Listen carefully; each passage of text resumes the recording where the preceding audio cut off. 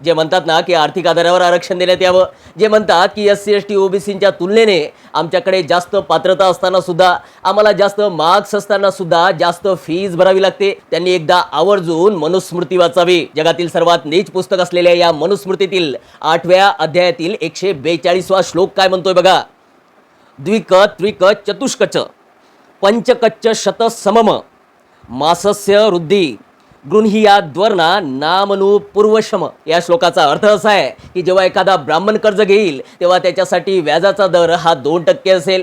जेव्हा एखादा क्षत्रिय कर्ज घेईल तेव्हा त्याच्यासाठी व्याजाचा दर 3% असेल. जेव्हा एखादा वैश्य कर्ज घेईल तेव्हा त्याच्यासाठी व्याजाचा दर हा 4% असेल. आणि जेव्हा एखादा शूद्र कर्ज घेईल तेव्हा त्याच्यासाठी व्याजाचा दर हा 5% असेल. हे कुठे आर्थिक आधारावर होतं? हे तर जातीच्या वर्णाच्याच आधारावर होतं.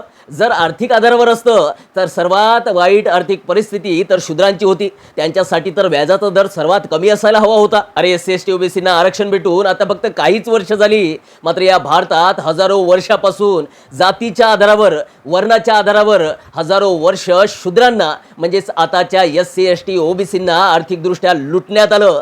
तेव्हा तुमच्या तोंडातून एक शब्द सुद्धा निघाला नाही. या विरोधात लढणारे फक्त डॉक्टर बाबासाहेब आंबेडकर होते. आणि आता तुम्हाला आर्थिक आधारावर आरक्षण पाहिजे, मग मागील हजारो वर्ष तुम्ही जे जातीच्या आधारावर आरक्षण घेतलं त्याचं काय?